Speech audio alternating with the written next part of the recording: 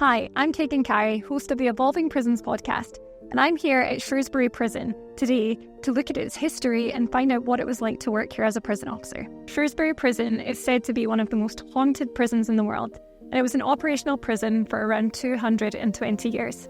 I'm here today to talk to former prison officer Graham and Joel, the CEO, now that it is a tourist attraction.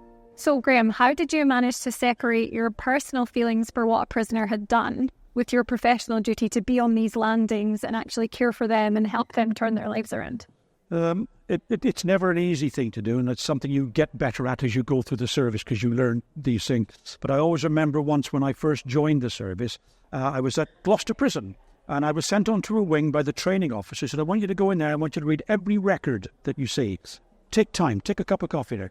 Probably in there for an hour and a half, 2 hours. And I was absolutely looking at stuff really wide-eyed now. And when I went to see him after, he said, what do you think? I said, I'm shocked. I'm shocked at what I saw, and I'm stunned by what I saw, because I was reading all about those offenders, the sex offenders, child sex offenders. And he said, good, I'm glad, he said. He said, don't ever open another record to read a prisoner's record unless you have to do your piece of work. He said, don't take this home with you. It's not your job.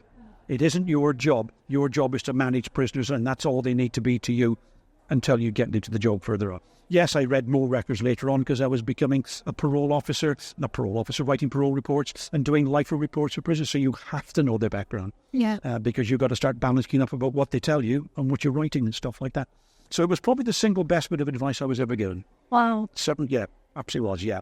And did you manage to separate that? So when they say don't take this stuff home with you, it's very difficult to just put it out of your mind. Oh, did it go home with you? When I first joined the service, you're young, it does, because it plays on your mind, because you come into a job where you think you're going to be the ultimate power, of course. And that's what you're taught, that you're in charge and you're going to control these prisoners. Nothing's that simple in life, not even when I joined in the 70s, even though it was much, much stricter. Yeah. So the reality is you do feel like sometimes you've been had over, or you do go home and worry about things because you think, did I get that right? Oh dear, am I going to have a problem with this tomorrow? You're worried about the next day, about the reaction you might get from prisoners because things weren't cool. But that's a learning experience that all staff probably go through.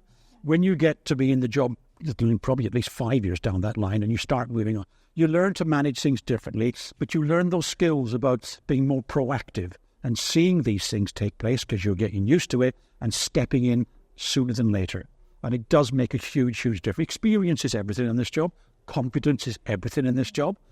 Before anything else, you need confidence before experience and stuff like that. So, yeah, it's something you do. And the trouble is we've lost that now because we don't keep officers in the job anywhere near as long as we used to. Yeah. And that means we're not gaining this 15, 20, 30 years of experience for the younger staff to manage and get on with. So where is the incentive today to be a prison officer? Because we don't have enough prison officers. How do you think we incentivise it and make it a career that people want to do, especially when it's not seen as a high status job in society? I didn't want all these difficult questions here. The reality is like I said, people join for all kinds of different reasons because they think it's a secure job, because they want to do the right thing and be involved and stuff like that. And it's really difficult to encourage them in now because they see a danger in prisons that didn't exist before. So that's going to be difficult to recruit people because they go, not for me, thank you very much. Mm-hmm. I know what goes on in jail. And they do to a degree simply because there's so much more media around today.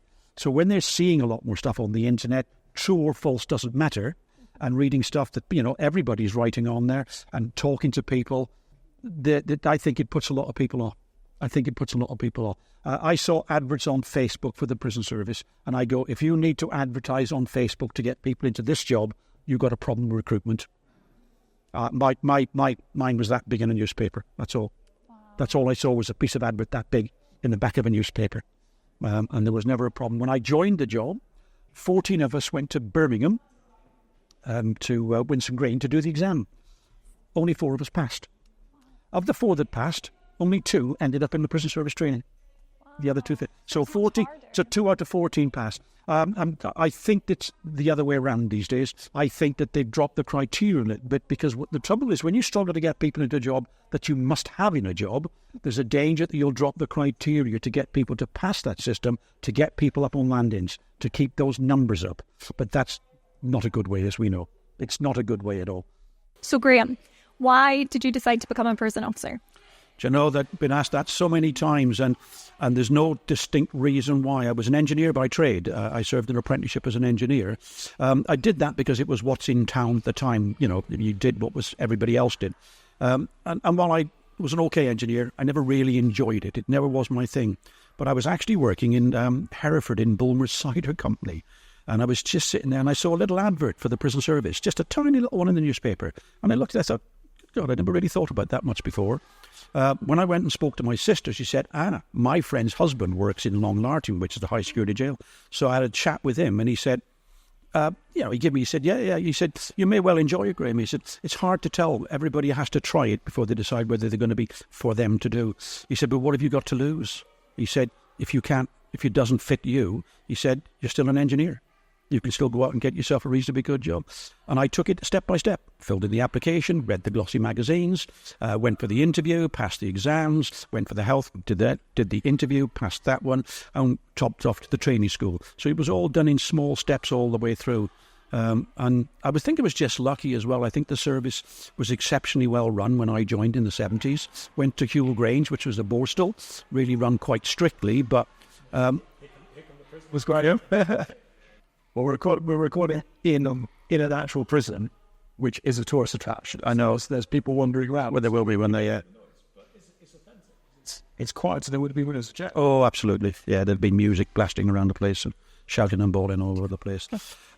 So when I came out of the training school, interestingly enough, when I went to the first prison, and this is a story that all prison officers used to tell, and they said, how did you enjoy the training? I said, it was brilliant. I really loved it. 3 months, it was great. They said, good. Now you can forget all that. They said, because, I've heard that. Because prisoners do not read the books that you do. They are... These people, you're going to have to manage these people, and you can't do that until you're standing right in front of them. He said, the rules are there for you as a backdrop. That's your last option as a support network. Yeah. Other than that. And that was very, very true. But I was lucky to join a service that was very well run. There was good discipline for staff and for prisoners. Yes, it didn't come out of cells as much, but that's about controlled movement. And they went to work and they had education. They did all the things that we currently do today. And so you fall into it. You fall into it.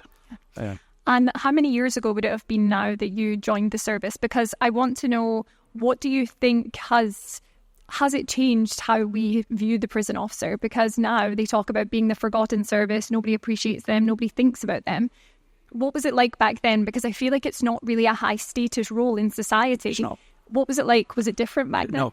No, it was very much the same. You went in and did the job, and basically you never really worried too much about what the public thought about what was going on, because it's all behind closed doors. It's out of sight, out of mind, and that's true of the people that work in jail as much as the people that are serving their time in it. So public don't really focus on prisons because it doesn't come to their attention. I've always said they worry about nurses and teachers and doctors and police officers and all those people because they affect their everyday life, but prisons don't. So that's why they know very little about the reality of working in prisons. So from Hewell Grange, I went up to Gartree. Gartree was in a high security prison up by Market Harbour. So I was up there for just over 3.5 years. And then I came to Shrewsbury in 1988. Okay. That was then obviously a Cat B prison running, mostly doing the courts. That's what local prisons do. They hold short-term sentences, people going in and out of courts, and our job then is to allocate them out. So we're going to allocate them out to their training prisons, lifer prisons, long-term prisons, whatever. That takes a long time. But it never took a long time in the 1970s and the 1980s. Because we had more capacity, we could move people to where they needed to be very quickly. These days, and probably since 90s onwards, we found this overcrowding is what they call bed blocking. Prisoners are spending longer in jail in the training prisons, and it's harder now to move people out. So we can take months and months and months to move a prisoner on. And by then they go, I've only got 2 weeks left to serve, boss. Wow. Nearly done my sentence. We say, but you've got to go. Why? Because you're now a Cat C prisoner and not a Cat B. And they go, I got to go for the last 2 weeks. Yeah. So that doesn't help anybody's game, does it? Because they're going to be wound up, I suppose. Yeah. They're not going to be too happy in the next jail. They're not too happy in this one before they go. Yeah. But I've noticed that there's a lot of reasons why the prison service, in my opinion, has started to lose that, what we had when I joined in the 70s and through the 80s as well.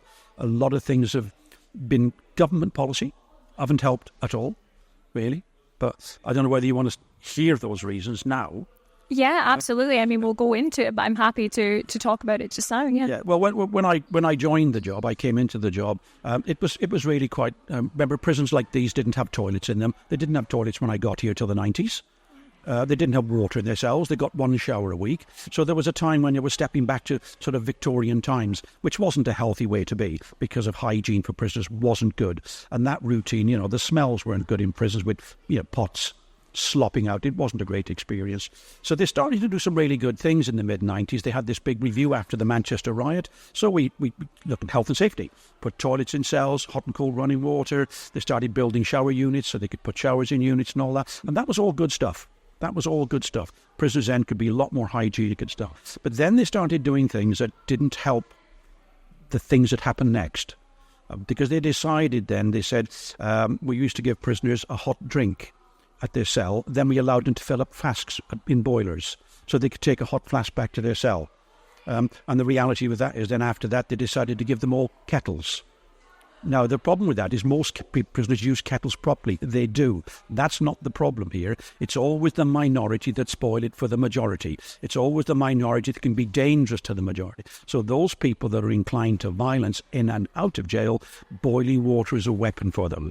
Mixing it up with sugar, turning it into what we call it being napalm. It's a nickname in prison. It's gluey, it's sticky. Life-changing injuries, folks. So does it not take off the top layer of skin? Then would it burn its way right through? If it's boiling when it hits you, and they usually aim for the face when they can, because that's the most exposed place when you're walking around a jail for prisoners, when you think they're mostly wearing tracksuit tops and bottom, you're going to aim for the face. So the problem with that is that's going to be life-changing injuries for staff and for prisoners. So that was one step that allowed people that were inclined to violence to be violent and more violent, where it wasn't really an option before in the same way. And then they did things like hand them out old razors, because we used to control shaving. They used to have about 30 minutes in the morning. If they were wet shaving, because they could buy batteries if they wanted them, they would lock it in. The blade would be locked in. Huh. They would go and shave. They had about 30 minutes. That blade had to come back. Huh. We put it back in their pouch after they cleaned it. And then when you got all the blades back, people could leave the wing. When you give them all disposable razors, it's practically impossible to manage that. Yeah. It was all about speeding up the processes and not giving staff time to do those safety things. So when you did that, and then you got a problem with blades now, that minority again will take them out, melt them into toothbrush handles. I saw a picture the other day of a toothbrush, the toilet brushes, and it was a plastic one, and they'd taken all the bristles off it, and they'd literally melted blades all the way around it because it comes to a point like that. Wow. So you can either stab people with it or slash a face. You're going to rip somebody's face wide open with that. So that created a problem that really didn't exist as much as it did before. Yes, there was violence before, but not in the same way. We should have opened the doors. And then you got the problem with self-harm. Yes. 95% of prisoners that harm themselves, harm other prisoners, and members of staff do it with things that we hand to them in their cell. From the things like buying tins of tuna and tins of fruit, sharp metal, soft metal, easy to fashion into a ship, ceramic plates, ceramic cups, glass jars. Now, it's CDs that come into prisons. They're allowed CDs in their cells with their music. So these things are all potential weapons. And I've always said our obligation in law is to protect prisoners, to keep them as absolutely as safe as possible, and the staff, so we can get on with other stuff. And that's not happening. Now we're chasing our tail all the time, managing all these situations of self-harm and violence and, all those other things.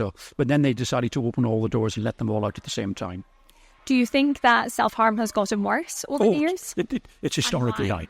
A number of reasons. First of all, there's more incidents of people harming themselves and mental health issues within society anyway. So that's coming through our doors. And that has to be managed. And there are some prisoners that will get caught up in self-harming when it wasn't an issue for them out there because they've got to live in here. Remember, it's not me they're frightened of. It's each other that's the problem. And when you decide to let all your prisoners wander around a jail, very few staff to supervise them, you're going to get that element of violence and drug gangs and all the different gangs that run around. You're going to get that element of raised violence. If they can't cope, they're likely to start self-harming for a number of reasons. One, they can't cope. Secondly, to bring attention to themselves, to hopefully get themselves moved somewhere or something have to help them out.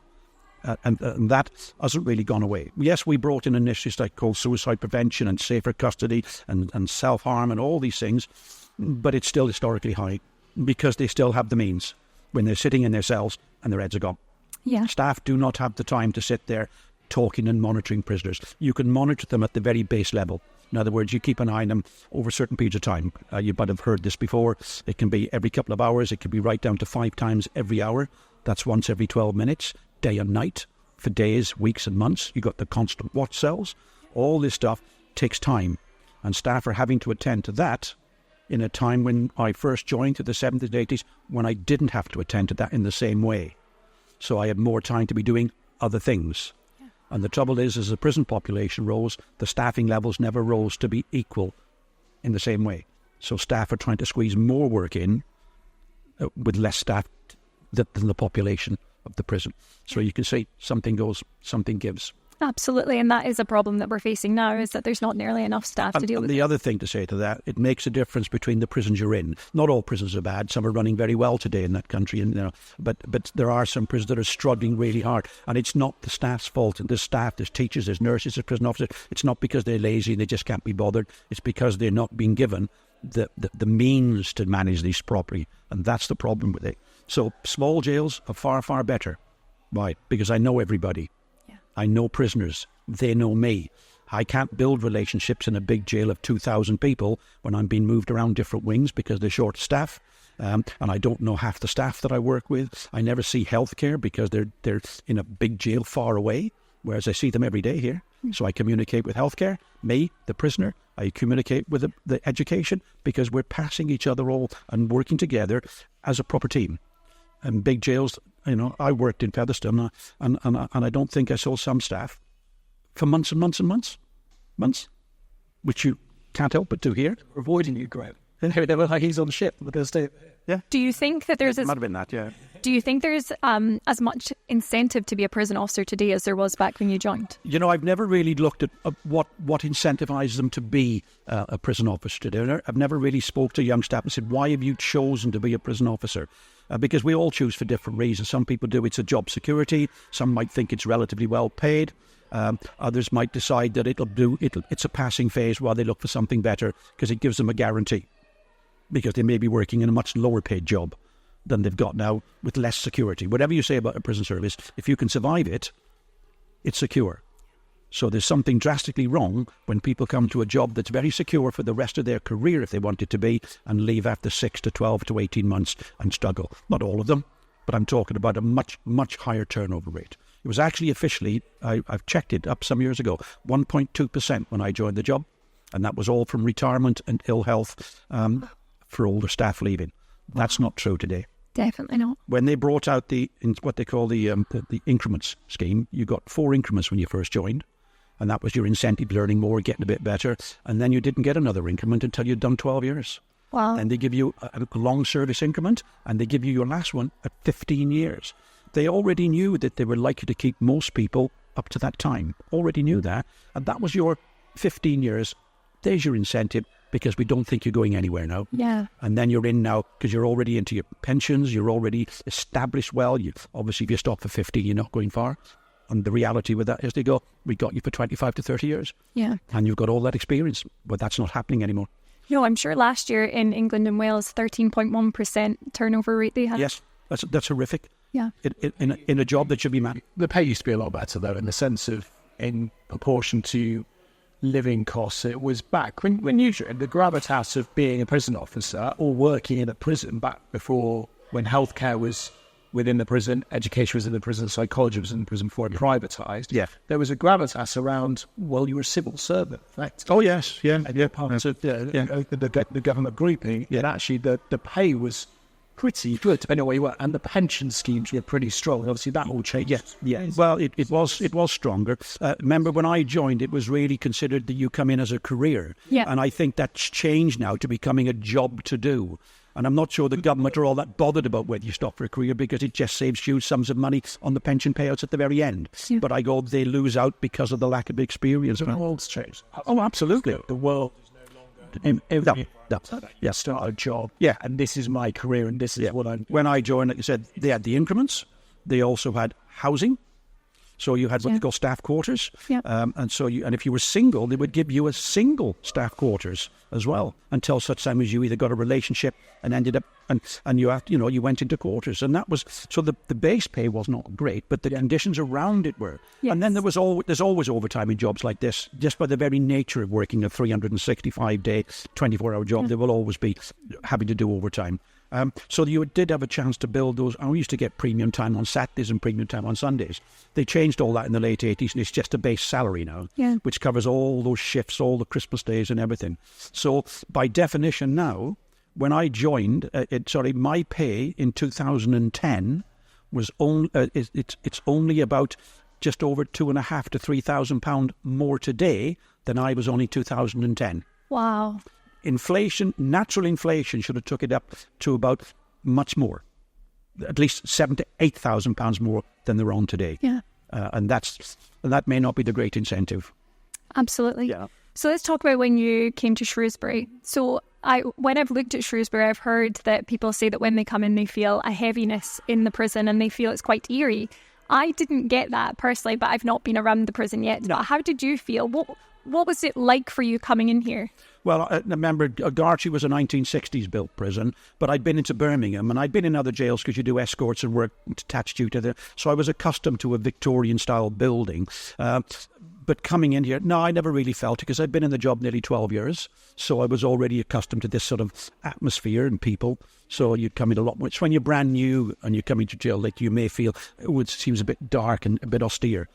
But in small jails, it's easier to settle because you're around those staff more often, so you settle a lot better. But no, it was what was going on here. There were no toilets in the cells, no water, no showers. Shower once a week if you were lucky. So the regimes were much tighter. They were locked up a lot more often than they were in Gartree. Gartree's a high secure jail. We unlocked the doors at 7:30 in the morning and didn't lock them up till 8 o'clock at night. But there were a lot more staff. And there was a lot more security. Yeah. So prisoners moved about their business, but under a controlled environment. Whereas here we locked them up because we got such a high turnover of prisoners here, in and out of courts, in and out, all that. Prisoners coming to these jails are much more volatile, generally, when they first come to jail. Why? Because they've still got the problems with the mental health that hasn't been managed, or possibly not effectively. It's coming to jail, it's going to be changed. But because they've got the self-harming issues, they've got the mental health issues, they're coming to a jail. I've known prisoners come in and say, boss, can I phone my missus? She doesn't know where I am. Some people come to jail and they don't know, their families don't know where they are. Yeah. Don't know they come to jail. So you can see there's a lot more volatility for all different reasons. Drug addiction, they're coming off the drugs, they haven't got a settled regime running in jails. So they don't know where they stand with the remand, what's happening to them. Sometimes they don't even know what all the charges are going to be because the solicitors haven't spoke to them. So they can be really quite volatile compared to when you perhaps know what's happened to you. There you go. You've got 2 years, you've got 12 months, you're off to Featherstone, you're off to wherever you're going next. So they know what's happening. They know when their end result, when they're getting out of jail. It's one of the first questions prisoners ask you when they come back from court. Can you work out my actual release date, boss? Because there's a process to work it out right down to the day. Yeah. It's done automatically on computers now, of course. Yeah. So I'm guessing the prisoners that were here were in for all sorts of crimes then. Yeah, there was the only exception here, we were never built to hold what they call technically a Category A prisoner. Okay. They only go to high security jails, even as remands. They're potential Category A's, but they should identify them at the court and they should never ever come. We had one once come to these doors and we couldn't get them out of reception because we had to put them back in a vehicle and send them out to a prison that could hold a potentially remand Category A prisoner. So we couldn't hold them because we don't have the license or the security to do so. Other than that, people have been here charged with murder, serious drug offences, right down to the lowest level of a crime that you can imagine why somebody might be remanded. Okay. Yeah, take them all. Yeah. So what would a normal day look like here then? Because as you say, it's not one of those prisons where they're there for years, they're going to work. How would a regime look here when you work here? Are you talking about roughly today? Yeah. Well, once we started to modernise and have them out of cells more, they've always gone to work. So we'd unlock the doors at 7:30. Now we don't worry about getting them in and out of cells to slop out, and we don't give them breakfast. It's a pack that's given to them the night before. So we just open the doors. That's their time. We give them 1 hour to either go out on an exercise yard to walk around for fresh air, have their showers, have their shaves, eat their breakfast, come down and get medication. About 25 to 9 we call education and labour. They'd all go out to, all those that were going to work would go to work, or wherever they're meant to be. So there's more than just the 2 workshops. There's about 5 workshops, small ones here. So they go where they've got to be. The others that don't have work, or there's a reason why they need to be in their cell, in other words, they go behind their door. Because you don't have the facility to let prisoners walk around landings. There's only 1 officer on each landing here during the daytime. So you still might have anywhere from possibly 10 or 12 prisoners on each landing locked up because there's no place for them to be. Or they're waiting to start a visit, like a legal visit, so they're not going to bother going to work. They're just getting ready to go to their legal visits or doctor's appointments and things like that. So that's a fairly normal day until they run up to lunchtime. Lots of things will happen in between. People will be collecting prisoners out of workshops to go to healthcare and doing different things, going to visits. But they'll come in. In a prison like this, we used to lock them up for meals. Okay. Why was that? A lack of space. Okay. Yeah, you're going to have nearly 400 people on here, 370 people on here. Oh. And there's no real space for them to be. And it's an odd thing. Many prisoners have said to me, because they come on the tours, and I've been to other shows, they go, I never minded being banged up at lunchtime and tea time, boss. Why? Give us a break. Slowed the place down. Wow. So, because I went to Featherstone, and they're unlocked from 7:30 till 7:30 at night then. And what happens is, not only are they around us all the time, they're around each other all the time. So there's no breakdown time. So they used to say, in their cell for an hour and a half, give them a chance to chill out, to do whatever. And if they're having problems too, it gives them a chance to find that space. But it also gives us the opportunity to deal with any particular problems. Because now we've got them locked up, we've got the availability of staff, we go and deal with those issues. And then we unlock the doors in the afternoon, and the same thing used to happen in the evening. They'd have their evening meals, go behind the door, and unlocked again for the evening session and all that. And I never heard prisoners moan about that at all. And many have said, yeah, preferred that. Because even they need a break. Yeah. And it's not easy to get a break when everybody's around you. For what all the reasons that prisoners get up to, all so the ones that get up to all these different things. You can't get away from situations, can you, in a prison? No. And it's a completely different environment. Were they by themselves? Like, were they single cells? No, they're literally all double cells. Okay. There'll be occasion when you'd have to use a single cell because a prisoner's got perhaps serious mental health issues where they cannot be housed with another prisoner and other reasons. You'll notice downstairs there's a couple of what they call single cell. They're literally built for single cell accommodation. But generally, in most prisons like this, they'd be looking to put 2 prisoners in a cell. Okay. They were built for single cells. They were built for single cells, yeah. They built them for, this prison was built for 178 prisoners. Yes, yeah. And that's the problem, isn't it? Is that now we put far too many people in them. We now think they're double cells, but as you see, that was their minimum standard. 3 at one point, didn't you, on some of the floors? Yes. Yeah, but one, not just here. You could have gone to Manchester, Liverpool, Leeds and all. They'd have 3, sometimes 4 prisoners squeezed into a cell, originally designed by Victorians, said that's the minimum space, because all Victorian jails were roughly about the same size. Slightly different, might be slightly smaller doors and all that, but the cell itself wasn't much different. They were all designed for single cell, relatively silent regimes. That's how it worked in the Victorian times. Okay. Yeah. And earlier in your career, did you have the same issues with mental health? So today, we put too many people in prison who should be in mental health establishments. Was it the same back then? Well, there's 2 issues. First of all, it's what you know you can recognise.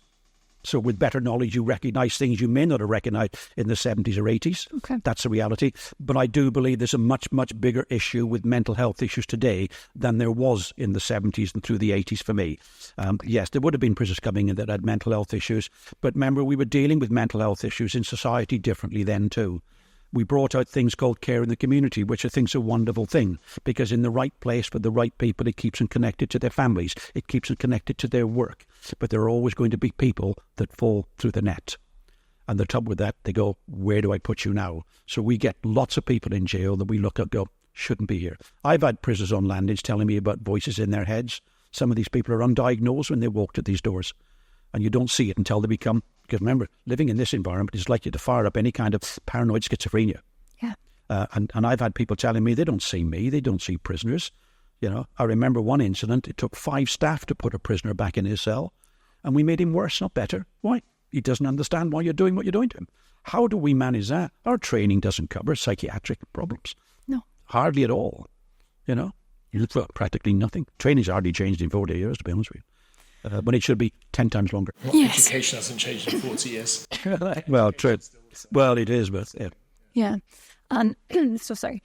So with mental health then, do you think that, so was healthcare quite involved back then? Like, would they be doing a lot for them? Were you able to do any rehabilitation work, or were you really containing these people until they were released? Because drugs weren't the big issue they are in jail before. Yes, there was a bit of stuff around, nobody denies that. Might have been a bit uppers and downers, might have been a bit of dope floating around the place, but there wasn't the drugs. But they weren't on the streets in society either in the same way. So healthcare was basically, first of all, it was run by healthcare officers and not what they call outside nurses.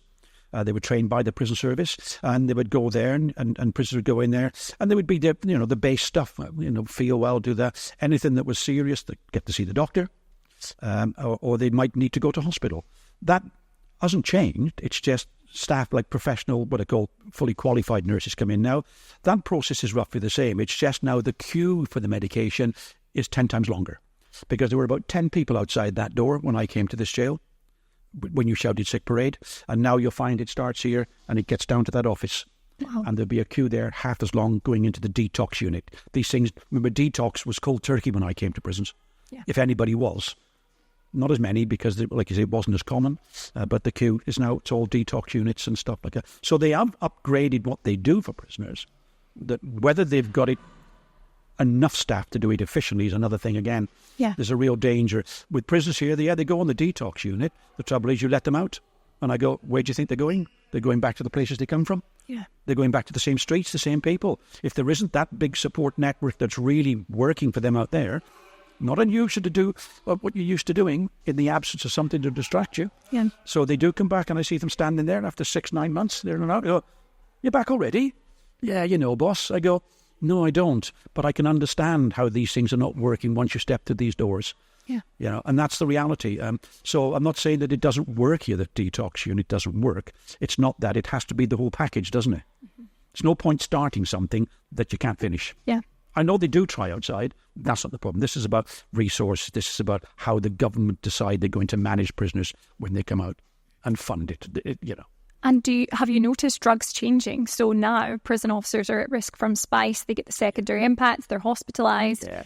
Has it changed? Do you think staff are more absolutely. You got spice, you got mamba, you got monkey dust, and probably many other what I call kitchen sink drugs going around the place. And then you've got the classics. You've got the crack cocaine and heroin and stuff like that. But the trouble is with a lot of modern drugs now, they're not just one drug anymore. They're a mixture of things. And remember, they're mostly psychoactive.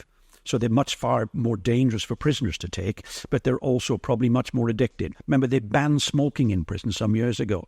Banning smoking in prisons, to me, was probably the single thing that helped increase other drug use in prisons. Well, why? Why? Because prisoners never OD under tobacco. Yeah. And they rarely, if ever, assault anybody under the influence of tobacco. They had to smoke behind their cell doors. As far as safety goes, it was as pragmatic as a prisoner could be. It's the safer, it's the lesser of two evils to let prisoners smoke behind their cell doors, because it's a legal drug for them to buy. Yeah, there was a bit of dealing going on, but we know it was a source of currency. We understand all that. But at that level, it was here. Whereas the other drugs, now your spice mamba cause addiction, debt gets worse. Then you got prisoners, then you possible, you don't pay your debts. You can be expecting... The effects are far worse. Oh, absolutely. Yeah, ODing everywhere. Yeah. And now... all that. So you can see the problem with that. It's not the whole story, but it's one of those stories that said you got rid of one thing. Don't be surprised if some of these prisoners, not all of them, some will get on and give up smoking and go on to vapes. Some of them will swap one addiction for another. Yeah. And they've been encouraged to do so by the prisoners. Try a bit of this, mate. This will take the edge off for you. Yeah. Not all prisoners are strong characters. Yeah. Many of them are really quite insecure when they come to jail, and they're just trying to get through a prison life the best way they know how. Yeah. And that isn't easy to do, because you can't get away from situations in prison. There's nowhere to hide. Absolutely. And as you say, people talk about infamous prisoners, and we have this thing in society where we think that they are big, hard people. But as you say, a lot of them are very vulnerable, insecure people. But from memory, is there any prisoners that stick out for you as ones that were either really difficult to deal with or that just really had a difficult time here? You can't pick who you think might be a difficult prisoner. Because they come to a different environment, their behaviour may change according to the environment they're living. And some of those people can be really difficult people. That doesn't mean to say they're going to be violent, but they can be very, very difficult to manage. And other people that you think are going to be a problem, you crack on. crack on, lad. Get on with them. Yeah, no problem. It's you can't pick any individual. Just sometimes the people come in for the smallest of crimes and they lash out very, very quickly because we have no idea what's going on in their lives because people don't tell us when they come to jail what their external problems are. They'll tend to bury them. And the danger with burying problems like that, the frustration of being in jail and not being able to manage those problems outside as effectively as they might there is going to build, isn't it? Relationship problems, children problems, all the usual things, money and debt and all those things are still sitting. They don't go away out there. But for the prisoners, so you can see they get moved away from being able to do any manage them. So, yeah, it's going to make it difficult for them to do. So, What's one of the most difficult things that you've ever had to deal with in Shrewsbury? Is there anything, if somebody says to you, ask you anything about your career, is there any moments that really stick out for you as being most difficult? There'll never be more difficult things to me personally than any officer will do is having to go into a cell and find somebody is either taking their life, whether it be by hanging or by cutting themselves, because it's not like TV. TV cleans all this stuff up for public consumption. These are really stressful things to go through, and they affect all people in a different way. Of course they do, but it's not, because you can't just go and walk away. You're there. And remember, you've got support of other staff. That's not the issue, but you've got other staff. But they are highly stressful things to manage and all that. And part of the problem today is there's a lot more self-harming going on than there used to be. So officers and staff and prisoners are all exposed to this a lot more. And that can upset what you call the sort of psychological flow of a jail, because it's happening literally all the time. Or a lot more than it used to. So staff are coming under pressure, having to deal with these things all the time. I remember other prisoners are around that are seeing these things happen, who may already be quite on the edge of possibly, that element, and they find it, it's, I don't know if it's what a knock-on effect, but you can. We did find here when somebody took their life, what you do is you put everybody up to the next stage of suicide self-harm. Everybody gets escalated up once, because they say there's evidence to show that one thing's happened. It upsets some prisoners so much that it puts them into that really panicky place where they might start increasing their harming. So everybody sort of gets escalated to the next level up for X amount of time. Then we look at it and pull it back down, because it can leave a prison in a really strange place for quite a long time after. When you get a death in custody, yeah. I bet. And then there's a danger with the rumours, of course. Okay. Prisoners talk, staff talk about what happened there and who did it and what, you can see how the rumour mill works in a prison like that. So those things have to be managed, and they are, And what about staff? How would staff deal with it after something like that? Because in the prison service, police, etc., there's a macho culture where you don't talk about your emotions. How would you deal with seeing things like that? What would be the aftermath? It probably still exists. There are some staff that would try to bluff their way through it, get on with it, and other staff would be quite open. You always encourage staff to go, listen, there is no shame to this. There's no shame in struggling with something like this. Don't get that in your head. They're difficult things to manage with. You're just like everybody else on the street. They affect you in the same way. Don't think you're expected to be any different. Okay, yeah, that's good. not your, that's the way it is. You don't have to be a tough guy in jail. Okay. You don't have to display being tough and all that. That's really good, because I had this belief that, or I think I've read this and talked to people where years ago prison officers would not talk, whereas now they're opening up a bit more. But you're saying that it was years ago it was happening a lot less. Yeah, true. So now it's happening more, and we recognise it's happening more. Now we've got the suicide and the self-harm, what they call the safer custody stuff taking place. Staff are more aware of those networks that are working, so they get exposed to it more and understand that it is what it is. Mm-hmm. I obviously don't make. We had an officer that was really, really affected by 2 suicides he found in a short space of time, and it took him off work for a while. And this wasn't an officer. I would say he was. Use a poor expression, man's man. True. Nothing. And he was a great officer. Prisoners respected him as well. And he was off for quite a long time. And prisoners started asking, where's Mr. So-and-so? I said, he's still keeping that. Oh. No, I wouldn't do that. No, I said, where's Mr. So-and-so? I said, no, he's still off. I said, no, send him our regards. Send him our regards. And when he did finally come back, they went up, shook his hand, said, welcome back, boss. Nice to see you back. And that's a huge move from that's in the 1990s, that was, from the 1970s, a huge move. Okay. Yeah. Good. What people don't tend to realise, that we find quite regularly, isn't it, that the prisons are a reflection of society. Absolutely. To a degree, yeah. society's moving and changing. The same thing happens in prison. Some of it is amplified. Yes, it is. Because you have, prison is generally, everybody is a criminal within that. So you have a faction of... It's concentrated, and you're right, it's concentrated, so that creates the pressure. Yeah. Yes, when you look at, I think the leading cause of death for males over 45 is suicide. And when you have 90,000 prisoners, with 78,000 of such will be male, there's going to be a portion of suicide, and it's going to be slightly higher than society, because it is. Yeah. Drug use, when we spoke about that, yes. One of the things we've spoken about before is the fact that you now have an aging population coming into prison, so you've now got heroin addicts in their 60s, 70s and 80s. The average age is increasing, and a lot of it is because of what they call lifetime drug addiction. I mean, they always say you never lose an addiction, you just learn to manage it. And I've seen prisoners coming in their 40s and 50s. When I first joined the service, prisoners come in, let's talk about the 21 upwards, the adult jails, not the young offenders. They come in at 21, 22. By the time they were coming up to their late 20s, a lot of them were moving on. They'd settled down, they'd done the stupid stuff, and they were moving on. And then you found out by the time they were in their 30s, but by the time you got to their mid-late 30s, there was a very small percentage of them over that age, or much smaller than it is today. But that's because there wasn't the same drug addiction going around the place as there is today. And possibly the same attitude towards crime might have changed as well, of course. So what you've got is people that are caught up in the drug addiction, they're in and out of it. And they may be in and out of it for many years longer than they would have been had they not been down at that addiction level from the sort of 60s, 70s and 80s and stuff like that. You know, a lot of these drugs didn't hit the streets until the 90s. Yeah. Crack, cocaine, heroin, and all the varieties of them. 5, 6 years' time, it might be 6 years' time, you'll start to get, I think it's that age group, you'll start to get prisoners coming into prison, they'll be in their 20s. Yeah. They wouldn't have been able to smoke because it would have been illegal for them to smoke. Yeah. The tobacco thing will kind of disappear at the beginning part. It will obviously take decades still for it to phase out. You'll still have all the other drugs. Yes. Actually, you'll have lots you'll have more coming to prison. Yeah. They will never have smoked, and their first experience of it will be... Maybe something you don't want. Yeah. There are people that come to jail that are not bothered with drugs, but will start to, for whatever reasons they might choose to take them. They might be encouraged. Remember, peer pressure is still a powerful thing. Many of these prisoners would be possibly in their early 20s. So like all of us, we're always subject to peer pressure more when we're younger than we are. You know, group identification, group allegiances, all those things. So they're more likely possibly, and the jail situation may be sort of not lending itself to it.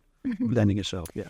Do you think you've become institutionalized from prison? And I ask because I speak to a lot of officers who say that their mental health has been impacted to a degree because of everything that they've seen. And they might go into a restaurant and sit with their back to the wall, or they're very hyper-vigilant. Do you notice any quirks that you have? I must be honest, I think there's a little bit of conditioning goes on. It'd be sort of wrong to say it happens in a lot of jobs anyway. I'm not sure about institutionalized. I always, my social life was always, there was only one other prison officer I socialised with. All the rest of my people I socialised were just, people out on the streets. So I made a point of that.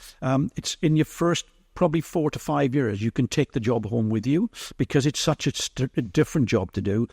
If a prisoner gets one over on you, which they will, they might get a little one over you there.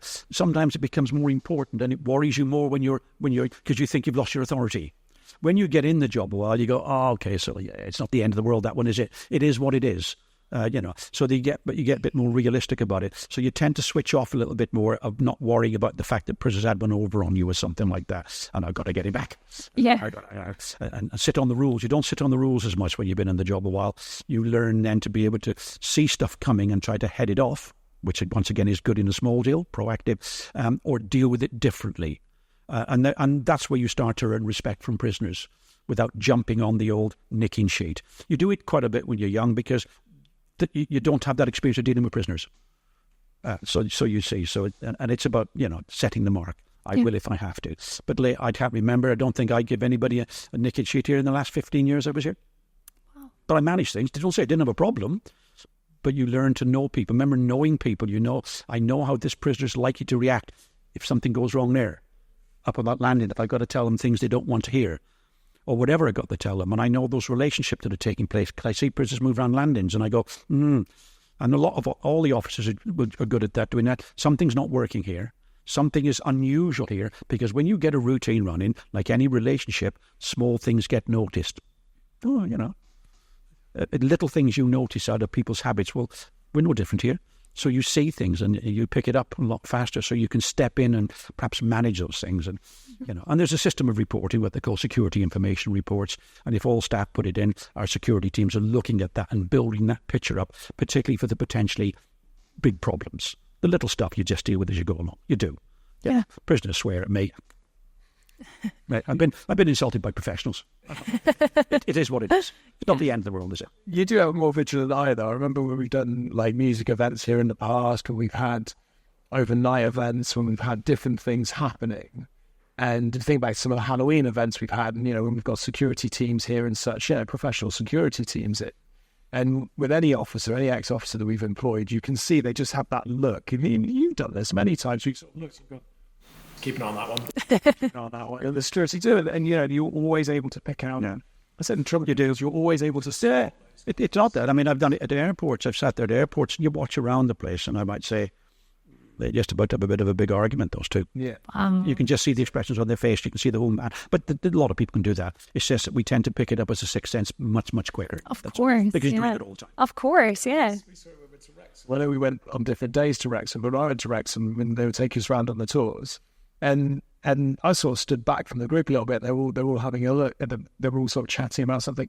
And then just suddenly I could just see that the guys, the officers were taking us around, they just suddenly changed, and that posturing sort of changed. So I was kind of over there, and they just moved in a different way. One of them moved in between us, and they could just tell there was something happening. Something was potentially... It was just about to get... Yeah, it's either going to happen or it is happening. Yes. See that whole approach change. Yeah. I just knew... Yeah. It was building and it was getting. And the only thing I say is that in a smaller jail, and I've worked in big jails, of course, is that you tend to see it quicker because, remember, there's only one big wing here and there's another small wing. So you've got your staff on here. You see things quite a lot going on. Remember, prisoners are like anybody else. When you live in an environment long enough, you stop seeing what you just do what you got to do. Like, who notices the cameras when you go shopping? But they're everywhere. Yeah. Nobody looks up going, oh, my cameras there. You just go. So that's the reality inside as well. Yeah. So you do pick up things. I've worked in big jails. And the danger with that is because of staff shortages, you might be moved around house blocks or wings a lot more often. So you never really settle with the prisoners. They never have a chance to get to know where you are and where they are. Yeah. And that's to be a prison officer. That's the be and end all. Mm-hmm. We're the ones that see them the most. Our job is to manage prisoners. Okay ones. Happy ones, if you can say happy in prison, and the difficult ones. And the better you know them, the easier that's got to be. It's just like anything, really. But so the recommendation was made after the Manchester riot by Lord Justice Wolfe on the Wolfe Report. I don't know if you've read it. I have. It's good. His first recommendation, and one of his most important, was no prison should hold more than 400 prisoners. They already recognised in 1992 that small jails operate differently. Yes, we have our problems, but you suppress them faster and tick along better. Yeah. But then the government completely ignored it because in the 90s we were locking up about 12 to 1,300 prisoners and started building prisons at 2,000. Mm-hmm. Wrexham 2,106. Wellingborough 1,700, but it'll probably be capable of 2,000. There's a private one going up in Leicester on top of the old Leicester Glenparva. That's going to be up for 2,000. So because they look at cost and they don't look at efficiency. Yeah. And I make no apology if anybody sees this. I hope that MPs are watching this at some stage. I make no apology for that. Mm-hmm. They've gone for cost over efficiency. Yeah. And we pay for that in the long run. Absolutely. Absolutely. Yes. Hopefully, Lord Timpson may have, because he's in the House of Lords, isn't he? But he's the Justice Minister. He may have hopefully some authority to be able to start to move things onwards. But he has to accept that he'll be pushed on budgets. And I go, that's the problem. We spend far too much on jails and not enough on prevention. Yes, I completely agree. So let's talk a little bit then about Shrewsbury now. So there's you do tours and things, paranormal activity. It's supposed to be one of the most haunted prisons in the world. But let's talk about your prison, mate. How many people have died here over the years? In what way? As in, how many people were executed here? We know that there were 7 from 1902 up to 1961, which was the last one. So not a lot, really, but it would be proportionally higher if you go to Manchester, Liverpool, Leeds and London. Yes. Proportionally higher and stuff like that. As far as other deaths in custody, yes, there's been quite a few over the years. There would be, for all different reasons, of course. There was a there was a double cell turned into a palliative care suite because that was an older generation coming to prisons. So therefore there was a need to have palliative care. That's why there's all the electrics in their own shower. So that's an element in all jails that rises. And then you've got that more problems with things like self-harming and relatively more violence. There's always been difficult prisons. There's always been violence in jail. It's just more common, and it's much more difficult, and it's much more vicious. And there's a lot more gang elements than there ever was before. The death element kind of spins into, I guess, three spaces, because you have prisoners that have died through committing suicide potentially, or through there's actually very few deaths, I think, in prisons which are at the result of another prisoner. Murders in prison, it happens, but it's not overly common. It's quite a small. Yeah, there's obviously suicides and self-harm.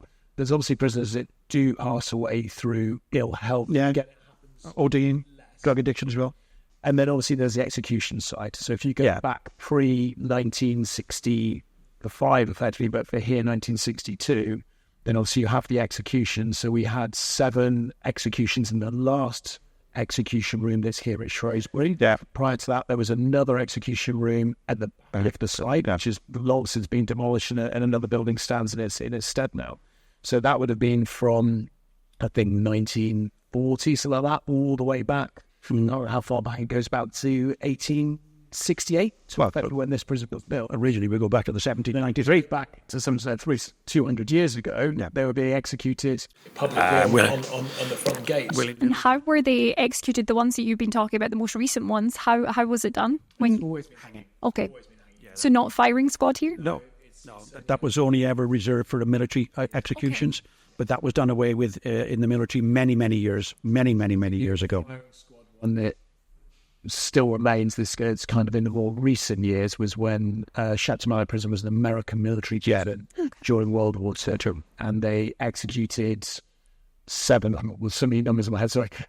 16, I think, altogether. No, they executed 9 prisoners, and 2 of them were fired shot, and the other 7 were hanged. Okay. And they did that because the prisoners that were shot in Shrewsbury, the locals complained about the noise Sunday morning. Yeah. Did they? Like it's Sunday morning. Wow. Okay, well, There's actually quite a... This is crazy. There's quite a dark story about what they did with those American soldiers after they were executed. Okay. They were originally taken out and they were buried in a field with a military cemetery on the other side of the hedge, face down, facing the other way. Wow. That was their punishment because they weren't heroes. Wow. And then later on, they were taken up and they were taken over to France into a military prison. But the same thing happened to them there. They were buried not within their people with the headstones, no headstones. And later on, somebody found out who they were.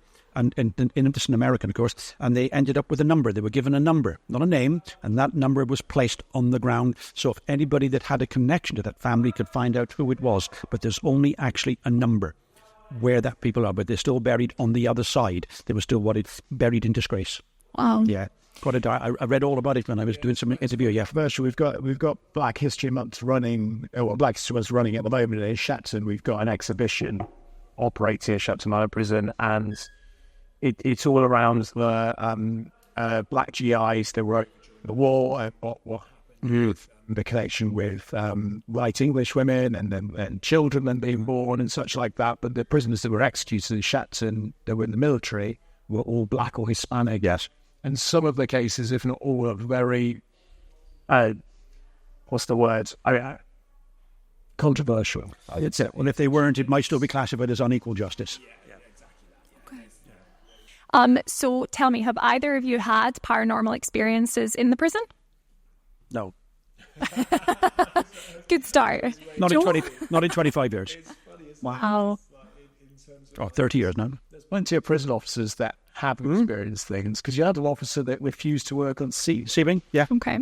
Said something was going on there, and they said I'd never work on Seawing on nights again. But what did they experience? They said that the 10 to 12-year-old boy sitting in the stairwell when it's a small wing, so they were doing their patrol, and they usually put the lights right down on the landings. You don't leave them bright up. And he was convinced that he'd seen it and refused point blank to ever work on the nights again. Wow. And you, Joel, have you had any experiences? Yeah, I have, and they're always, I say, funny or weird to tell, because I think you naturally wander around these buildings. Because I'm not a believer necessarily in ghosts, but I'm not a disbeliever. I kind of sit on the fence. I think you do as well to a degree. You sort of sit on the fence and go, if I've seen it and I've experienced it, well, it's Marmite, mate. You either do or you don't. Yeah. And I think the thing with spirits and buildings like this, bearing in mind I've spent hundreds of hours, thousands of hours in this building and by myself, that you get yourself to a point going, did I see that? And you also find yourself trying to go, am I trying to see something? Am I trying to experience it? So every time I do experience something, the first process I go through is trying to debunk it and trying to go, oh, hold on a second. And I have seen it many, many, many times. When I can remember one of the very first paranormal investigations we had here, somebody was like, oh my God, there's a cold spot right here. And suddenly this person was like stepping forwards and stepping back, literally only a couple of feet away, and there was this cold spot. And then other people joined them and they were stepping into this cold spot and then stepping out. I got so much colder. I was like, is this real? Is this real? And I stepped into it. I was like, my God, it is colder. And it was noticeably a few degrees colder. I was like, when I started getting into this whole thing, I go, oh my God, this must be like where somebody's died or something must have happened here. And I sort of stepped back and I then took a few more steps. I started wondering and sort of having a look.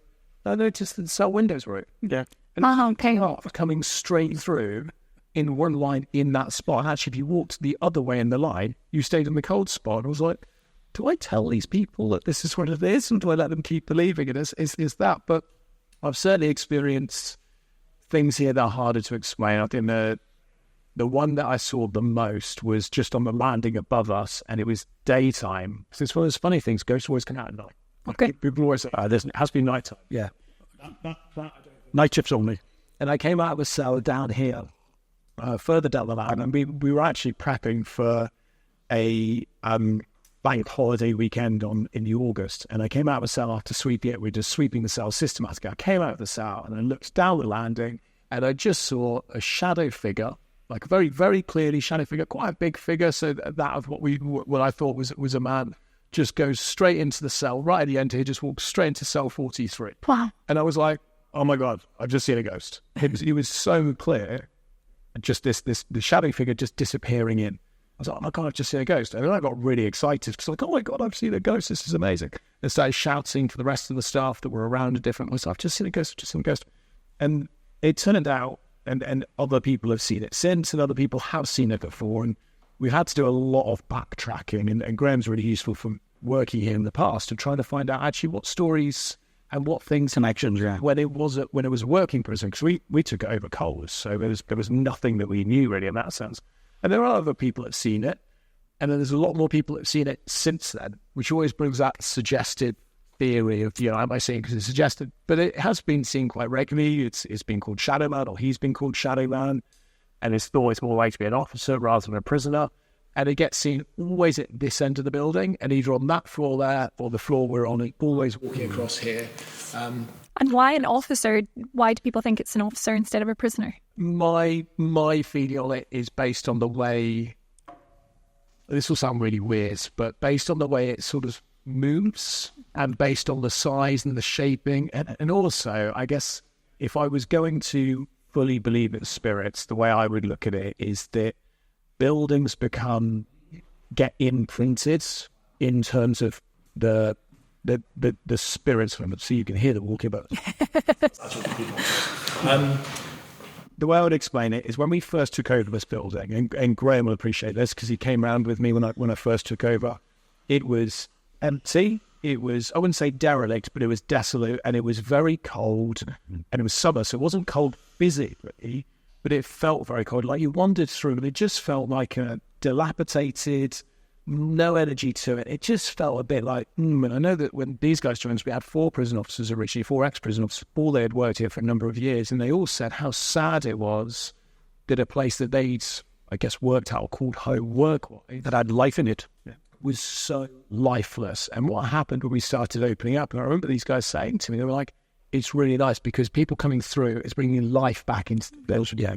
And, we started off with tours of 25 people, then 30 people, and 32 people. And then we'd have paranormal events with sort of 50 people on it. And then the education. Yeah, and the educations. Then we'd have productions, and productions would bring like 80 to 100 people. And as this was going on very quickly over a few weeks, you could just feel the building change and come back. So nice. It always reminds me of a slightly funny story. I was stood just there behind those gates, and I think it was either Holby City or Time was being filmed up on the landing here. And I was just stood there back, and there was a guy there with the headphones on, and I said, and I looked at all the people there, and they got 2 principal actors and all that. And I said, and I counted them all. I said, you know something? He said, what? I said, you've got more people standing around there, I said, than we opened this prison with to run it for a day. Wow. There were 35 staff, everybody counted, and we unlocked this prison with 34. Wow. To run the whole prison for the day. I remember, just you dislocated your shoulder. That's right. Yeah, unbelievable. Wow. And another quick story, if you don't mind. No, of course. There was an officer stood just behind there. Originally, this was all open, just like those landings were. This has been added since. And there was a big gate, that fence went on there. And that officer screamed and woke up every prisoner in the jail. A new lad, he'd only been here a little while. And that's because when he was walking around at night and the lights were out, he was doing his patrols. Staff had nicked up there and they dropped a dummy over the top on a piece of string. Oh, no. Just to scare him. Yeah. Literally. He woke the prison up. Like, this place makes a noise when you're the only one squealing. I bet. I think that's it. There's so much energy in this place, and not always good energy, but it was used, lived and breathed it, and it was so much energy. And there would have been a lot of tension, there would be a lot of high emotion. And the way I look at the paranormal world is a building effectively absorbs that. Yeah. And what most ghosts are, or most spirits that people see, which is why you always see them in the same thing, doing the same thing. It's always like a scratch in a record. It's a repetition of the building just repeating something that's happened, which is why I think prisons have that real feel of paranormal, and why they get most instances, because what you hear a lot of is footsteps along the landing. Yeah. I mean, you think about it, over the 220 odd years you're standing, so many footsteps. Of course. It is uncountable. Because as a prison officer, you'd just been doing that. Yeah. And then prisoners doing the same thing. Yeah. And it's similar with hospitals, because obviously, again, in hospitals, it's a very repetitive environment. I think that's why, prisons, hospitals, churches, for example, asylums, as they used to be called, certainly the older ones, they always have that paranormal element, which is funny because mortuaries don't. Like, people are already dead for a start. I hope. Yeah, they should be. But also because they're sort of slightly more modern in that way, because back in the day here, there was a mortuary here, but it was literally a slab. And then they would just get tagged effectively, and buried under in the prison. So in the back corner, yeah. So I've certainly had those things. I've definitely been here in the past where there's been doors slamming. I've definitely been here when I've heard footsteps above me. Have I ever seen an actual spirit stood like these guys are around us, or sort of sat there as you are, being able to really clearly make out all features? No. But I've certainly seen things, experienced things, and I definitely have been in corridors, and I always say the corridor down to our restaurant is one of the classic ones, because it's a really long corridor and it's always pitch black. There's no natural light in it whatsoever. So you can stand at one end and you can see your reflection in the glass on the door, and you can see behind you, truly. There's a little door, and you sort of, as you go to a door, you're like, am I about to see something walk past? And like, so I've spent thousands of hours. I'm probably one of the very few people in this prison's history that's spent so many hours in here by myself, because it would have never been empty. So I probably spent more time in this prison as an individual by myself, locked in it, than anybody else who has history. I never thought about that. That's bizarre, isn't it? And what about visitors? Like, so you do stayovers? People can sleep here. You have paranormal investigations here. Have you heard anything from visitors? Have they fed back things that they've seen that maybe you've not? So many instances. I think there's probably been less from the sleepovers, because when you have 75 people staying over in a prison, in an environment, they're quite excited. There's quite a lot going on. So there's a lot of residual noise. There's a lot of movement. So I think it's not until sort of 3-4 in the morning, when it goes quieter, that you get those kind of elements. So the paranormal investigations, and they happen pretty much twice a week, every week. Do about 100 of them a year. Quite a few people on my tours will mention stuff. What kind of stuff? Well, they just, they'll come around. It's very often we go towards the execution room and onto what they call the old woman's part of the prison, all that. They'll say, oh, this didn't feel right to me, Yeah. And wow. And again, really interesting in sealing.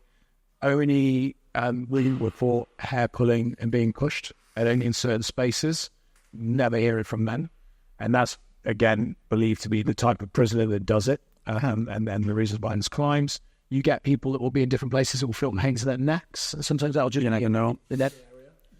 when we did the overnight ones, I used to do the overnights for you, didn't I? Come in overnights. And I remember sitting on the threes, and I was there just to keep an eye on everybody sits. But there were quite a few people, and I was sitting on the stairs, and there was about 5 or 6 people. They were just asking me questions. We were telling stories. And there was a young woman there, just etching, literally just taking a picture. And she was right next to the stairs there, and cell number 13 is just past it. And she's okay, I said, well, that's nice and all that. And the reason she was there, she was sleeping in cell 13. And she said, because that's where my cousin, brother. Well, that's where my brother took his life. Oh, wow. And she said, I went to sleep in there because I could feel him. Oh my goodness! Wow. Yeah, she stayed in there, and she used it almost like a bit of a muse. Yes, yeah. Used It's inspiration. She just drew charcoal drawings. Yeah, she did. Yeah, she was very good too. She's really yeah. But yeah, there's loads of reports, and Holby City's a great one that Graham mentioned earlier, because we were downstairs. We were out the front of the jail. It was early in the week, early when they'd been filming here. So we were at the very, very front in the courtyard. And they were using the governor's office as their production studio, effectively, and the head of locations was in there. And he was a great guy. He's brilliant in terms of sort of setting everything up and everything like that. And he walked out of the governor's office. Oh yeah. He saw a woman walk past him in a big Victorian dress. Wow. And he just sort of was like, hold on, why is the essays here, like one of the supporting actors here, And what are we filming? So he was like, what's going on? So double took, and as he double took, he just saw her walk down these stairs. Wow. He said basically she looked like she walked downstairs and disappeared through the floor. And he came out into the courtyard, and he was white as a sheet, and he was sweating. He was like, oh my God. And we're like, what? He's like, I've just seen this happen. And we're like, really? And it took him a little while to sort of talk it. And he was shaking, and he started crying, and he was just like, I don't know what's going on. And like everyone sort of crowded around. He was talking us through this, and I don't understand it. They were walking through and says around, and Keith, who was one of the other officers, went, well, there is a set of stairs underneath there. And he was like, no. And he was like, yeah, there's a set of stairs, because it used to be the governor's house. Okay. And below it is effectively a basement, the governor's wine cellar, effectively. Also, it used to connect into the old prison. And exactly where he then showed us where this lady walked, there's still a set of stairs. It's just been covered over. It's just had literally a floor put in over the front. And he was like, we would go, well, the only person that would have been there in that kind of dress and that kind of time would have probably been a governor's wife. Yes. Yeah, or one of the servants or maids, or he was governess. He was like, we're moving to production office. I don't want to be back in. Really? So shaken by the whole thing. I think you can definitely see the instances that are so real for people. They're just like, and he was happy to come back in the building, but didn't want to go back into that space. And it wasn't necessarily he was scared. He was just really perturbed by it. Yeah. And I think what I would say with anybody, we get it a lot. We get lots of people who say, well, we don't believe in it. I'll stay in there overnight. No problems at all. Generally happens to be guys, normally on social media. I'll stay in there. It's absolutely fine. And I'd say this to Graham as well. He'll probably disagree with me, but I don't care who you are and how big and how tough you are and what you've sort of been through. If you're here by yourself at 3:30 in the morning and you're having to walk up the wing and all the lights are off and have to turn, you have to close the jail and there's nobody else here. Yeah, done that. You walk down this building quicker bet. than you will be during the day with the lights. I used to come back into A Wing, but all the lights were off here. Literally, it was pitch black, and I didn't have a torch because I know my way around the jail. I know exactly where buildings are. But I'm walking up there, and I'm used to it, and I'm walking at a normal pace, and I'm still thinking, I wonder. You do. You start thinking about it. You start thinking about, something might just jump out at me. I don't know, but I just said that. And it sets in, and then suddenly you just find yourself going a little bit quicker. Yeah. And everybody does it. I've never known anybody not to do it. And even those that go, no, I'm fine, I'll be doing it. It's the unknown. Everybody's frightened of the unknown. That's the thing. And, we speak to so many people that do really heavily believe in ghosts. Absolutely, it's definitely the opposite end of the spectrum as well. The opposite end of the spectrum where they totally don't believe, and loads of people in the middle. And actually, for us, it's more about people being able to have an experience and go through it. So for those that don't believe in ghosts, well, come and have a look, and that's great. You don't, and see what you think afterwards. And those that do, come and experience it. Many come back in with cameras and do a self-guided tour where they can walk around at their own leisure and do these things. Why do you think some people see them and some people don't? Do you think it just happens to be luck in that moment? LSD. Acid man. It's flashbacks. They're having flashbacks. The paranormal Edit. Yeah, the paranormal world would explain it based on how prepared and open you are. And Okay. certainly in paranormal investigations, they will say if you're open to seeing something, then you have the opportunity to. If you're completely closed off from it, you probably won't. Okay.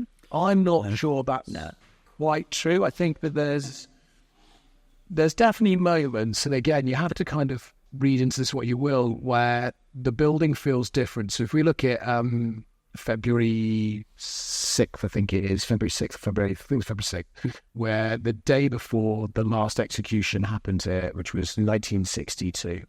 And, we've spoken to prison officers that were here when the execution took place, and they said the noise on the landing, and that was even being reported in the media, how loud it was, because every single prisoner back then, they had like tin cups, was banging on their door and just saying, "Free George, free George, free George." And it just went all night. It's just so loud. And I've never experienced what it's like in a prison when prisoners are kicking off at night. But you've said the biggest time would always be on New Year's Eve. Obviously, prisoners are in their cells by then, and it's all relatively quiet because they've got TVs. But I'll guarantee you're sitting there and it's gone real quiet. And you're just sitting there and you're just thinking, all of a sudden it'll go bing, bong. Is it very overwhelming when... You sit there and you cross your fingers, say, I hope these doors hold. Yeah. They're really just banging the doors, but now they're all steel doors, see? So they're much noisier than the old wooden doors used to be. And they're doing that's just their way of seeing in the new year. It only goes on for what? A couple of minutes at the pushing. Just on the boo boo bang, but the sound is, oh man, you can... Productions. Yeah, our productions here with like 80, 100 people, and they go, right, guys, we're going to recreate the prison sound. They all get them kicking fences and shouting, and it is loud. Yeah, really. So we do have days where, like on those sort of anniversaries, where it does feel a little bit different. And I think sometimes you'll get people that will come to visit specifically on those days to feel how different it does. And I don't think there's necessarily a rhyme or reason in answer to your question as to why some people do and some people don't. I think there probably is an element of being open to it, not being closed off from it. But I think that, the repetitiveness of spirits in a place. Yeah. The problem with something like that is when you look at people and you look at how chemicals work in their brain, because some people have hallucinations, of course, and they're as real as they are for anybody else. So you never know where you're crossing the boundary of a mind that may be open or not, or expecting or thinking something's real, where that power of the chemicals of the body will start to create those semi-images, even if they're just fleeting images for them. You never know. You'll never ever find that answer out about why some do and some don't. What is it? Not that lots of people won't see anything, but they will hear certain things. And when they start using equipment, especially in the paranormal investigations, if they start then using different equipment to look for spirits, that normally yields quite a big result. So everything from a cat's eye, which is a small ball that you put in a space, and if it moves, it will start to flash. That happens quite regularly. You can just put it in a cell, and it'll be steady for 5-10 minutes, and then something will start going off. Or if you're speaking to somebody, it will start going off. And if you're in an environment where you're calling out, for example, to spirits, then sometimes you'll get nothing back. Sometimes you will do. Certainly Ouija boards will have different instances where people experience things. K2 meters in terms of identifying the electrical signals and such like that are happening. And one of the things that we always find interesting with the K2 meters, and again, we do our best to debunk everything to give people a realistic experience so they can really go, oh, that's right. Whether they're pointing at electrical sockets, they're wrong. And it's actually on both sides, where they're picking up on a different electrical signal than that of the spirit. And I think I'm not exactly sure what they're called, but basically there's like a green zone. So what it does is it projects green specks across an area, and then you can see if those lasers are broken. So all of those different bits of equipment, all the different ways that people try to communicate with spirits, that generally really yields different results. And again, different cells on different days. And it's impossible to kind of go back to the reasoning as to why will that cell do something on a certain day, but not on another. And that's quite a common thing. And that's something that's been witnessed and seen and documented by individuals, but by 2 people, 3 people, 4 people. I've seen 50 people here all experience exactly the same thing at the same time. And that's when it's kind of quiet, and they're all sort of, one person's talking to a spirit and they're asking them to call out, or they're asking them to make noises, and I've been here when there's just those people in on the landing like this, and they'll all be quiet, everyone's quiet, and they'll say, if you can hear us, make a noise or knock or bang or whistle or do something to let us know you're here, it'll go quiet. And that will happen. And everyone's like, whoa. And everyone there looks at you, did you hear that? Did you hear that? Did you hear that? Yeah. And then there's that whole process, right, everyone check everyone next to them, make sure they're not making noise, and they'll do it again. Why? But it'll be coming from 3 stories up. And then the question is always asked, is there anybody else here? It's like, oh, it's just you guys. Wow. And that's where people then start getting fascinated. I'm not sure what then works when they go, right, I'm going to go chase down the noise. I don't think that works. But those certainly, even that door squeak, as you can hear it there, I don't know if you pick up on the mics, but that type of stuff happens a lot. And when the building's quiet and it's just you or just a small group of people and you're all in the same place and you start hearing those squeaks, so you're like, okay, what's that? And then you start to sort of investigate, ask and probe. And I think that's where the energy comes from, is if you're willing to do that and you have the energy to do it. And kind of when people get excited, I think the people that get most excited about looking for spirits tend to then find positive things happening. And they do, again, in the paranormal world, the paranormal circles still talk about it's about energy. Because that's ideally what it is you put energy back into a building and it repeats back. And I look at it very similar to a record player. If you don't turn it on the power, you don't give it the energy, it can't do anything. You need that to come back. Do you think it's got anything to do with paranormal activity? I know you're saying with the repetitive movement. Do you think it's got anything to do with the place as well, like the suffering that has occurred? For me, it will be the emotional piece that is what attaches to it. Because anywhere there's a high place of emotion naturally has an ability to hold it more, which again is why churches, hospitals, prisons tend to be the more haunted locations like that, because of the heavy emotion. If you think of those, prisons, obviously, there's Graham can obviously talk about more like it. It's a heavy burden for prisoners to be in jails. And these guys always say that prison's not overly difficult physically. It's very hard mentally because, you're in an environment, you can't do anything on the outside world. So that becomes very difficult. Churches, highly emotional spaces. Hospitals, highly emotional spaces. You only go to hospital if you're sick. So it's highly emotional places. And I think that's where the spirits effectively connect into a building. That would be my interpretation. No, we talk about Star Trek now. There's more reality to that. It is exactly that. Yeah. Different people do. Graham's worked here for 29 years. You worked here? No, 25 of the 38. You must remember with a place like this, I've heard noises all the time. So I hear the wind blowing, I hear the doors creak, and I hear the quiet footsteps somewhere else. And you hear little noises obviously coming in and out of cells. So you just get so accustomed to hearing these noises. It doesn't matter to me. They're just noises now. Because you couldn't stand there walking through a jail going, ooh, ah, ooh, what's that? Put the light on. Yeah, you just couldn't do that. So it's like all things. I think a lot of it be about expectations. I think people come to old buildings with expectations, and I don't know what drives their thoughts. Once again, I would go back to, we don't know how the brain truly works and what drives their thinking, as opposed to somebody that comes in and goes, it's just all a load of nonsense. You don't know. It's about expectations sometimes. So old buildings like this will drive expectations, as will hospitals, or particularly derelict hospitals where there's been a lot of death and bad people and stuff like that. Churches. And we've got staff across the board that some fully believe in paranormal, some don't believe in paranormal, and everything in between, just like we do with people that visit. And that's why we look at it very much at the buildings here. Come and experience in the way that you want to. And if you experience something, that's great. Document it. We'd love to hear about it. And if you don't believe in it, that's also great, and that's fine. And why do you do an escape room? That type of stuff. Yeah. So we've got 3 prisons that we own and we operate, and each of them has different paranormal connections. And I think the one that has the least paranormal connections, coincidentally enough, is the one that's never executed anybody. What? Executions, mate. So yes, people have died in there, but it's been through self-harm or potentially through a very rare occasion on murder. Whereas the prisons that have had executions tend to have more paranormal activity, and the execution rooms and actually the drop rooms underneath, which is always interesting for us, have more activity. And The drop rooms tend to have more activity because that's actually where people lost their life. They don't lose their life in the execution room. No. They drop through effectively into what's called the drop room.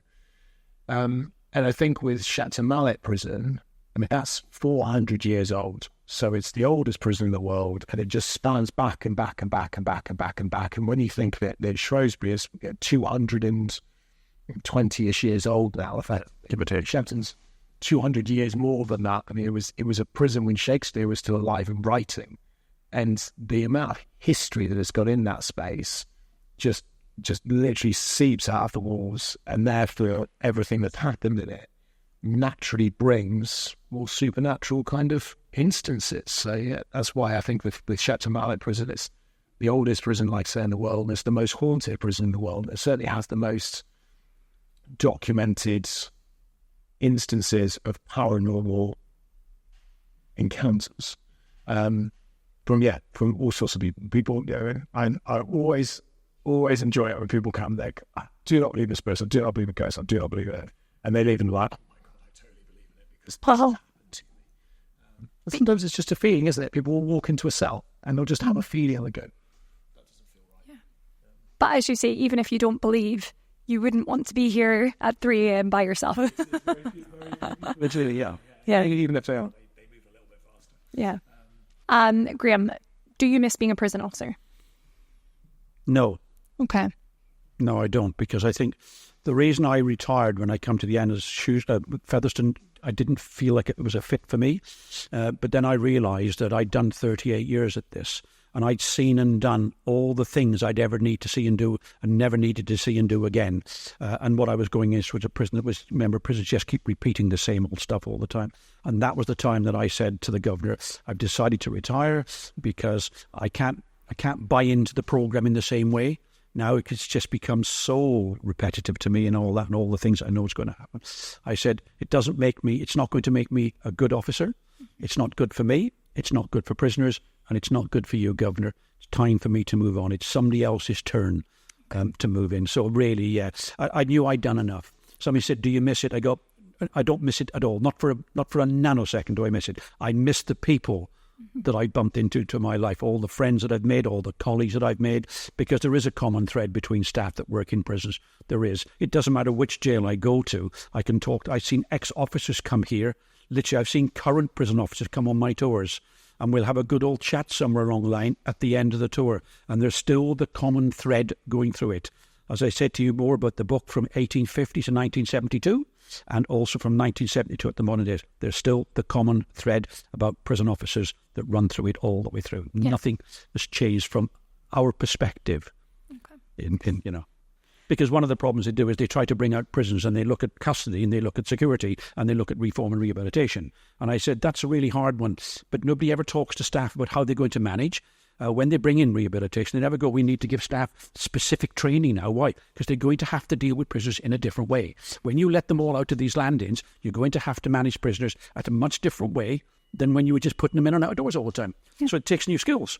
But they didn't. They just opened the doors and let us find out probably as best we could. Now, some people did it good and some people didn't do so. The danger of that, it's not a good way to go about your business. You're changing something fundamentally in the prison service, but you're not changing the staff that are the ones that are prime people that are going to be able to manage it. And that's happened repeatedly within its history, folks, and we're still in that same place today. So a question for both of you. I appreciate this question could go on very long, but we'll try and keep it succinct.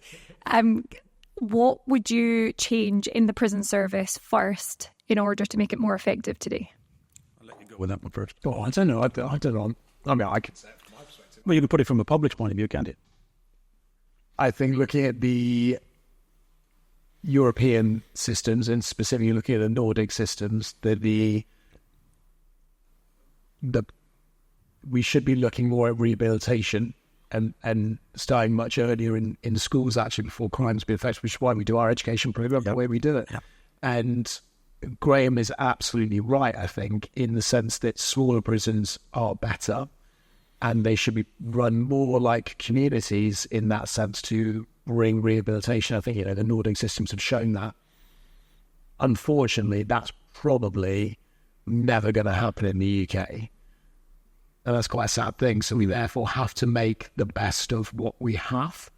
And I think from that perspective, it's extremely difficult. The same as every public system, because prisons are a public system. It needs more money in it. Yeah. It needs more cash to be able to do these things. We're broadly in the same place, because I've always been a believer that prevention is always better than the cure. Healthcare will tell you that. Prevention, let's stop it happening before it becomes a problem. Well, prisons are no different in that way, are you? Or crime and justice is no different. And so it's about prevention, and that's not easy to do, because we've gone so far down the road. Very often at a political level, all governments have been allowed themselves to be what they call, they're telling people what they want to hear, because you get a lot of information coming out, because they're looking at their position as MPs, and they're coming up with policies that really are trying to placate a public, and that's not their job. Their job is to manage society, and sometimes you have to do difficult things that the public may not go along with you for. And that's not an easy one to do, get me wrong. I've watched prison sentences get longer and longer.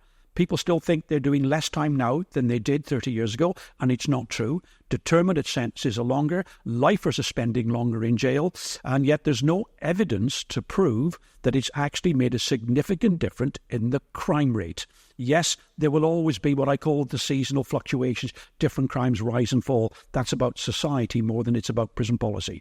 So the evidence is not there, and yet the evidence is there for your Nordic prisons about how many people come to jail, why they're coming to jail, is there other preventative things going on before they get to jail. We still talk about, let's bang them up for longer, give them longer. He should be doing life for that. He should be doing life for that. He should be getting that. He should be in jail for the next 20 years. They're all easy emotional things to say. And the danger is there's a bit of a danger there over the years. Politicians have fallen into that trap. They work on 4 and 8 years. Well, that's a job. It's truly got to be. It's got to be. All parties have got to get together, and whatever they create, they go, we have to stick with this. Don't change your mind. We have to stick with this for the next 10 to 15 years. And that means the next prison we built will be nothing like the current ones we're building now. Yeah. Nothing like them at all. I can see Starmer and Farage sitting in a room together, agreeing on prison system and how it should work. Yeah, I can see. And staff need huge amount. I think in Nordic prisons, they've got to be something like 2 years trained. They really do. Yeah. And I think they have to do a third year at the degree level. Yeah, and that's more about just opening and closing. Prison officers just still stuck roughly with 3 months, 12 weeks. Yeah. Yes, they got 12 months probation where they do these little modules, but they're not really at that level. And I actually think the prison service like to keep it like that, because they can then hold prisoners down from the unprofessional level, where they might say, we're now at a professional level where we have a right and demand much better terms and conditions. Okay. Because we're now in a profession, a proper skilled profession. I'm not saying prison officers aren't skilled. They are. They're hugely skilled at what they do. And a lot of it's learned right there on the job. And that's a great thing. But they're doing it because they're dedicated. They're dedicated to get it right. And that's the reality. It's just that they've been, I don't want to say nailed down at every opportunity. But, cost cutting. It's always about money, and prison services are out of sight, out of mind. So I bet you on this next round of public money, we will talk about nurses and police officers. We're going to put another 30,000 people on the street. We're going to get another 20,000 nurses, and that's all brilliant. That's all brilliant. But at the end of the day, you're going to go, we are a part of society. Prisons are part of the criminal justice system is probably the most expensive organisation that runs. If you take it from police to probation to the courts to the after to the tagging people to the prisons to the after getting out of jail, probably costs us more than all the other things put together. Yeah. It's probably cheaper to put 100,000 police officers on the street and go prevention. Yeah. Every time somebody runs around a corner to do something naughty, they bump into a cop. And then they run away from the copper, they run down the next corner, they bump into another copper. And they go, oh, yeah. So it made by... It's not behavioural change. But people do things because they think they're not being watched. Sure. Okay, right, last question. What has being a prison officer taught you about life and humanity? Oh, man. Didn't tell me it was going to be this difficult, did you? You just said you don't want to see the question. Life. Generally... When I was 25, and I was still quite naive about the world around me. And it was very easy to be very black and white about things when you're younger. And that's generally quite common with younger people. It's either is or it isn't. So generally as you get older, but the prison service has taught me to look at things a lot deeper. I've done a lot of reading about the side from the psychology side of things and criminology to find out why these things exist. It's one thing to come and do a job. and to go home. And it's another reason to understand why you're doing it in the first place. So it taught me to look at that, but that's a skill you can take outside. That's the reality. It's a two-way process that you learn to think about things differently and you look at things. And one thing I did learn with prisoners, take what you see that stands in front of you. Never make assumptions about people. Ever make assumptions about people. You get the biggest surprise you like. I have seen prisoners defend staff that have been assaulted by other prisoners. And it's the least prisoner you expected to do it. The one that's a bit loud on the landing, a bit large, and all that. And before you know it, you go, "Poor, I saw it happening in this prison." Literally, the prisoner grabbed him and chucked him away. He said, "He's a decent screw he is." Excuse my language. But he's a decent screw he is. Because prisoners will recognise, that it's not... Good officers get assaulted as much as bad ones do. It's never about, well, he's a bad one, so he deserves it. However, you know what I mean? So you get surprised when you least expect to be surprised. Yeah. And that's the thing it taught me. When I see people out in society, I never judge people on a first look. And we still tend to have a habit of judging what we see, not what we know.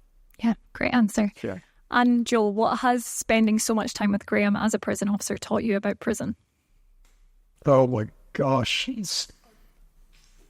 I wouldn't even know where to begin. Before I did this, I knew a little bit about prison. My wife works in a prison as a psychologist at behavioural treatment programs. So I had an understanding. I'd been in a prison that was open, or like a Cat C prison with lifers. So I'd seen inside of one, which is very different. I think every bit of knowledge I have, I've gained from the teams within the jails. And probably 90% of that, give or take, has probably come from Graham.